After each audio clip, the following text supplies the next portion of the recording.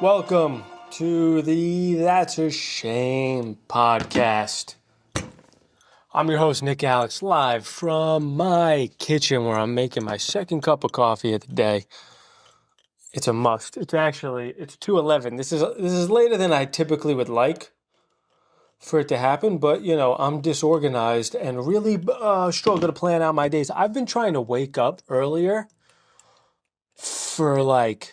I've been trying to get up at 6:30 for the last 17 days in a row, and I actually keep waking up later and later. You know how it feels to start each day with a failure? It's not a recipe for success. Every night I set a goal for myself. Tomorrow's the day I become an early riser. I'm getting in bed. It's 10:45. So if I get up at 6:30, that's basically 8 hours. And then something just keeps happening where I feel a pee coming on. So I get up, I'm laying there, I'm thinking about, something that happened over the holidays. All of a sudden it's 11:30. I'm like, all right, if I get up at 7:30, that'll be 8 hours. And it's just, you know what? Just get up at 6:30 no matter what, Nick. And then you'll get on track in the later days. It takes 3 days to adjust your circadian rhythm. And just every day, I'm like, this is day one of resetting and becoming a morning person. And I just don't do it. What is it about that in-between stage of where you're coming out of sleep, but you're not fully awake yet? And you could consciously control yourself and make the move out of bed, but it feels so good to exist inside that purgatory. A buddy of mine who was heavily addicted to heroin, I compared that to heroin one time, and he said, you know what? You're not off that much. I'm supposed to compete with that. I'm supposed to compete with a heroinistic feeling every morning in order to get up out of my bed. What sort of bullshit is that, bro? And these people who take naps. Is waking up not insanely hard for everybody else? How can you take a nap and put yourself through that thing twice? I'll meditate. I will meditate, but you wake up feeling far different than just going unconscious in the middle of the day and then having to recover from that. Meditation is you're almost become more connected to consciousness rather than just fucking tapping out like a nap. But it is, winters didn't used to have this profound of an effect on me. I used to feel the same throughout all 4 seasons. And now every day in the winter in my 30s begins with me reminding myself that life is worth living.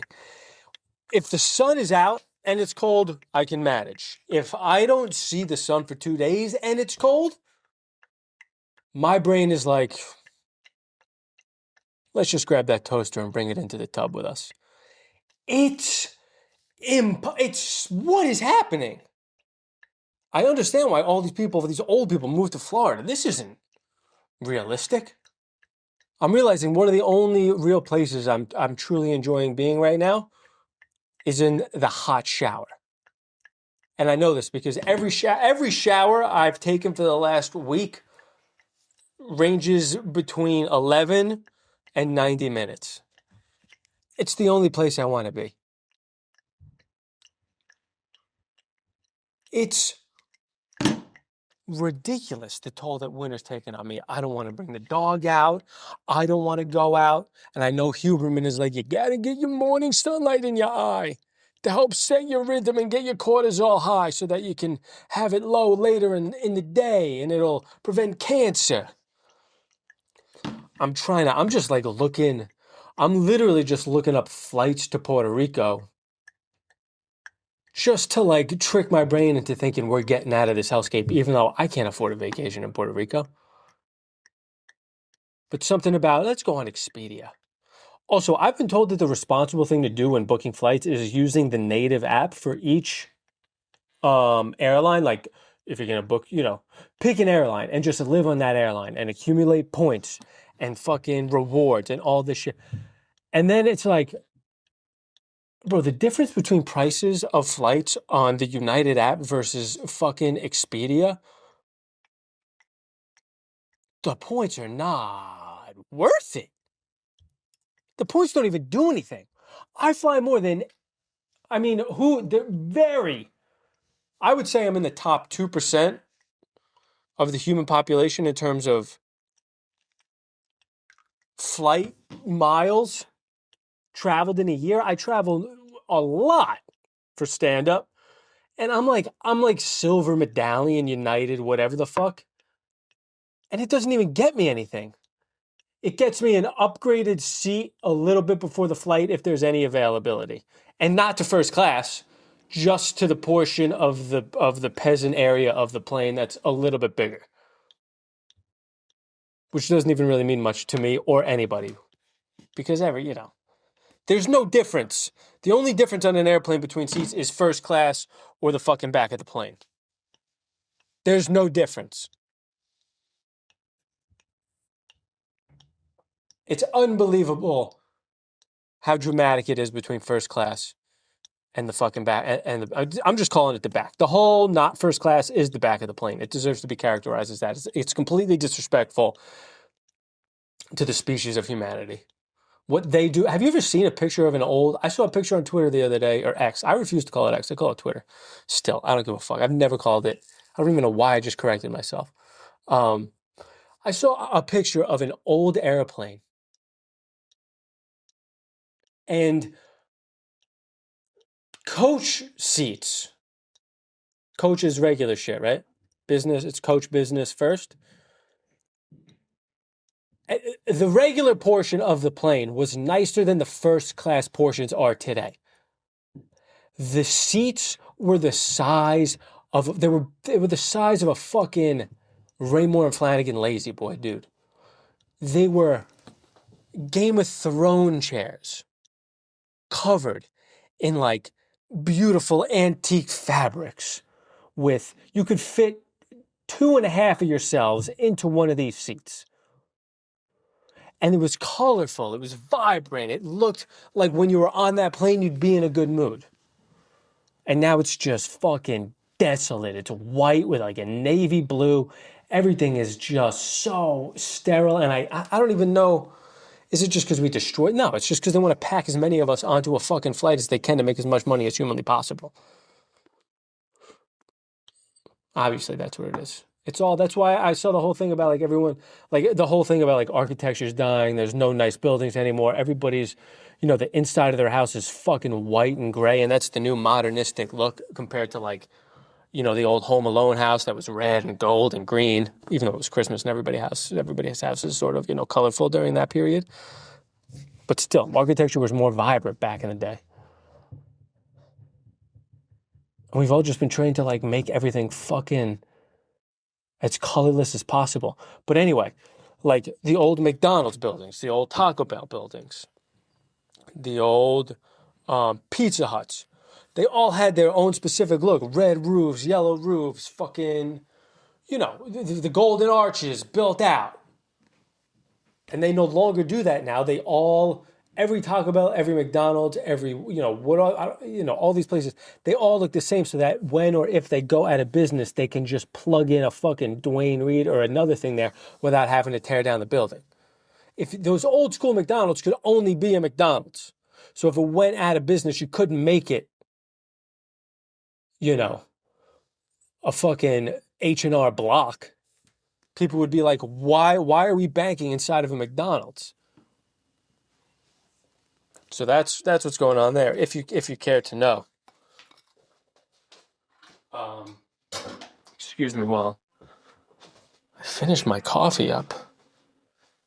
I'm gonna put a little bit of collagen in here. Do you guys take supplements?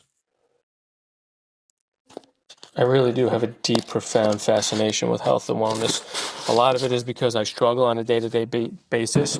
I've dealt with autoimmune issues. I still deal with skin issues. I've dealt with a lot in terms of the way my body operates. And so I went on a journey to remedy it, and I learned too much about how toxic everything the world offers to us is. And now all I do is listen to Andrew Huberman and research things on ChatGPT about what's toxic and what's not. This coffee setup you see here is quite literally the least toxic coffee you can put in your body. I used, as you can see, a stainless steel pour over. A lot of them will be fucking plastic, which is, yeah, let's pour boiling water over a plastic mechanism so that we can just melt the microplastics directly into our drink. So I get a stainless steel pour over. The coffee I use, it's Purity coffee. It's organic. It's tested for mold and mycotoxins. A lot of coffee is filled with mold, apparently. The paper filters I use are undyed, unbleached, natural papers by If You Care. No non-toxic additives. A lot of them are dyed with chlorine and shit. You don't want chlorine in your coffee. And then I boil the water in a stainless steel tea kettle. And the water is either from my aqua. I have two filters. I have an Aquasana filter and I have a clearly filtered filter. And you say, well, Nick, this is fucking plastic, you hypocrite. Yeah, but the water only ever sits in there for maybe 20 minutes max. And I'm comfortable with it. This filter is so good. It's so third-party tested. It's called Clearly Filtered that it makes me comfortable. And also, I just know the water just tastes mad good out of it. Like I have this Aquasana one. But I go back to this one often because I like the flavor of it, you know? And I don't know if any of you give a fuck about any of that, but I just talked about it. But how was your holidays? Merry Christmas. Mine was, interesting because, and I'm saying interesting instead of sort of depressing, because my son, I'm a fiend for Christmas. I don't know why. I don't know what happened in my life. I guess it was like one of the few moments in my household that felt merry.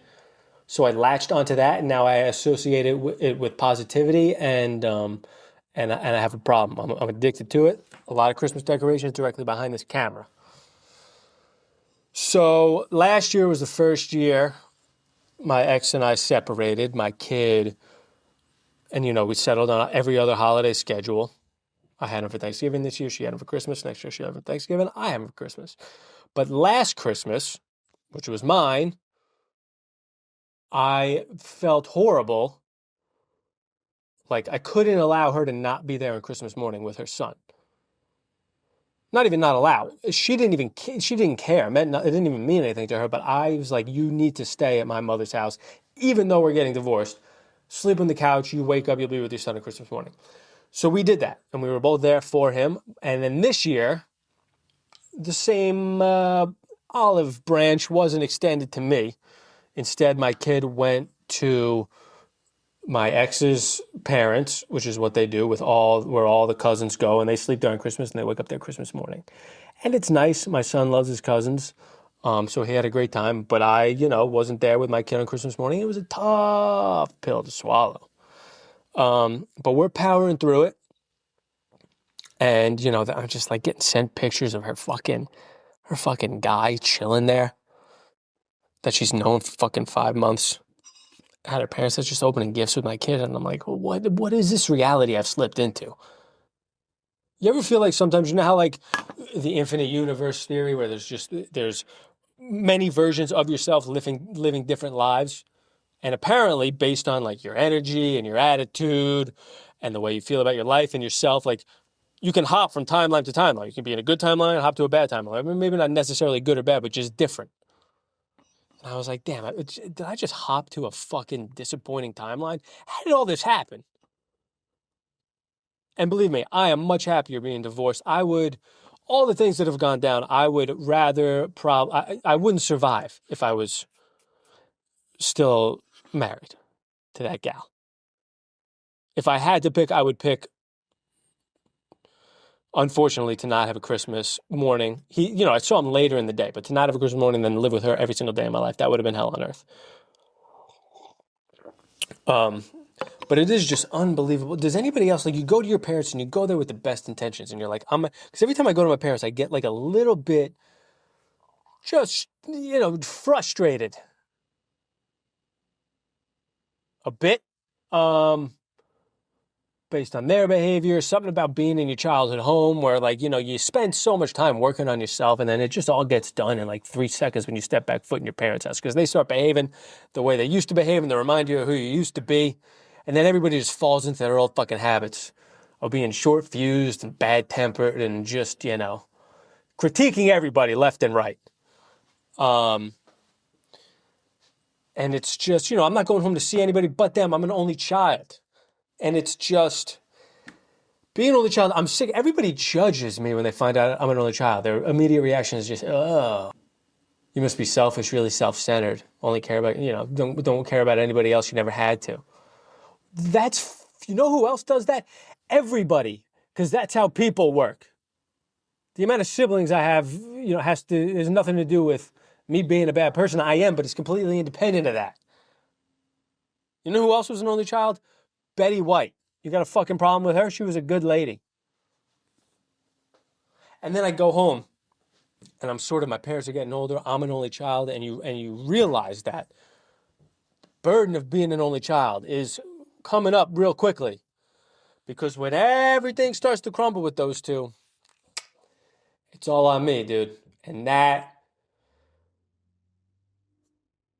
a dark hallway to look down. Because I'm not in a position to take care of two people. That's crazy. Two people, I get that they took care of me when I was a kid, but that's two on one behavior. Now it's one on two.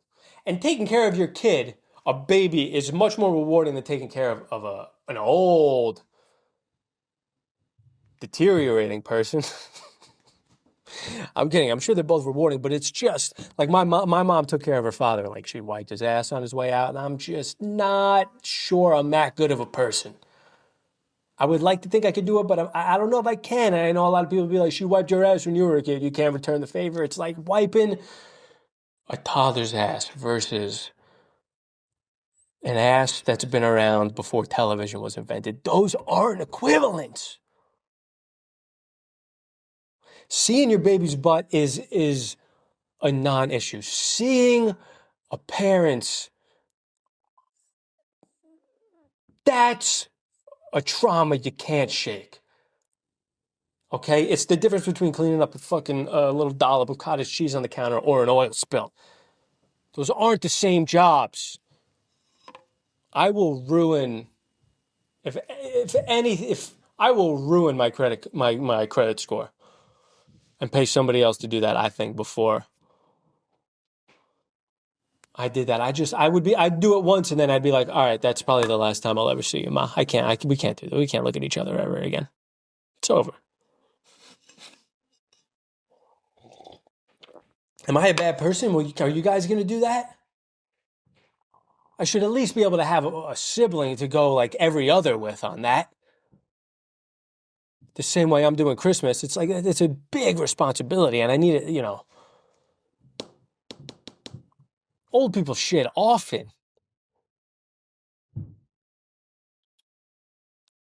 Many times a day, it's just sort of just leaking out, I feel like. I might just knock somebody up at this point just to make sure my kid, I can't just leave it all up to my son. I'll give him a half-brother to just take care of me once I'm fucking old and decrepit. My parents, when they go out, it better be quick and it better be sudden. Or I better get rich. Because I am not, what am I going to move him in here? In this fucking one-bedroom apartment? I guess I could go to their place. Does anybody else think of this shit?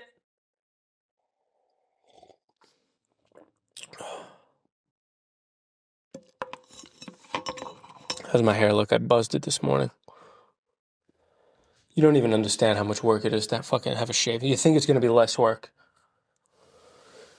You got to do it every day. It's like brushing your teeth, except if brushing your teeth took 35 minutes, multiple mirrors, and a ton of fucking shoulder energy. God, is it annoying. I will say the thing I like most about being bald so far is you feel a connection to other bald people. There's a brotherhood there that I've never really experienced just as a white guy, because I got a black buddy named Lee who will just be walking around and will, cross paths with another black man and they'll nod at each other. And I'll be like, you know who he is? And they'll just go, no. And that's just, there's a brotherhood there, then they just acknowledge each other. And that's nice. And now I'm understanding, I have that with bald dudes. We see each other at the gym, the fucking CVS. We see each other a little bit of a nod because we understand we've both been through a trauma. Same thing with black people. And I'm not comparing being bald to slavery, but, being bald is way worse, dude. I'm kidding. You gotta feel for the bald slave though, because that's a double whammy. He probably didn't even know though. Did they give those guys? They didn't have access to mirrors back then. When did mirrors get invented? I'm not saying they weren't invented then. I'm just saying you would think that's a bit of a luxury during the slave era. I should learn more about history and things just so I could be more confident in what I'm saying. I feel like there was probably no chapter on mirrors and slavery though. I feel like what I'm saying is pretty confident. I base all my opinions on logic. You know what I'm saying?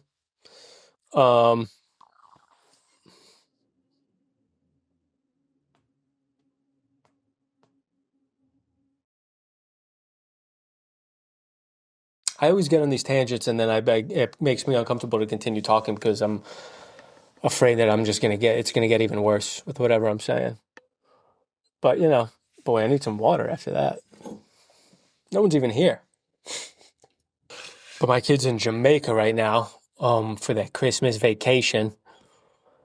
And I'm getting a little bit of a break here. It's nice. It's such a double-edged sword having a kid and being a single parent. Because when you're here and you have them alone, it's a lot of work. But then when they're gone, you're like sort of sad. But the break is nice. I think I'd probably go insane if it were any other way. Single parents who just don't, like the fucking single mothers and these dads who have like 30% custody. How are you doing that, ladies? Very fucking impressive. I'm impressed because dealing with a toddler, it's like dealing with the Joker, dude. They just want to see the world burn. It's like they're it's almost smart enough to manipulate you, but they're too dumb to fear any sort of threat.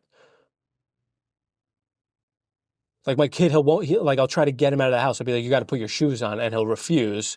And I'll be like, I'm gonna take your train if you don't put your shoes on. And then he doesn't put his shoes on, and I take his train, and now he's on the floor crying. And I'm like, well, this is way more annoying than when you weren't putting your shoes on. I'm like, here's your train back. How about if I give you a lollipop? Will you put your shoes on? And he'll say, yeah. And now he's got his train, he's got a lollipop, and his shoes still aren't on. And at some points, I just want to look at him and be like, fine. Let's just do what you want to do. Well, let's just stay and rot in this apartment. Let's see how long we survive living according to your plan. Huh? It's just everything is manipulation, and lollipops really do work. And you got to see, I'm so paranoid about what I put in my son's body. I have these fucking organic lollipops that have like a microdose of sugar in them. And it's really, I don't do it all the time, but it's just the fail-safe way to get him to do a thing I want to do. And it's like, is it healthier for us to just stay in this apartment and never leave because you fight me on doing everything? Or is it healthier to give him a lollipop every time I want to get in the house and he develops diabetes by 6? I mean, you got to see me with these lollipops. Sometimes I'm like, go stand by the door and I'll put your shoes on, I'll get you a lollipop. And I'll do it and I'll fucking low-key open the lollipop and I'll run it under hot water and shrink it in half so that he's getting an even smaller dose of sugar into his little body. Is that insane? Do other people do shit like that? I'm so paranoid about just like giving this kid an autoimmune issue. Probably because I've had multiple. Everything's poison. Is it not, folks? Is anybody else paranoid like this? It's so stressful. I watch the way other parents deal with their kids. They don't give a fuck. And I'm like, God, that looks nice. Oh. Anyway. I think that's the episode for this week. I hope you enjoyed it. I hope you're still here. That's a shame, everybody. Tune in next week. Love you. Stay safe. Take care. Don't kill yourself if you're thinking about doing it during the winter. It's worth it. Get yourself an. I'm thinking about buying a Juve. It's a red light. It's red light that mimics red wavelengths that you get from the sun. It's supposed to help in the winter months. It's supposed to be good for your health overall in general, in terms of like mitochondrial health and energy production, and also just like collagen reproduction, stuff like that. So be safe, everybody. Love you. Take care. Bye.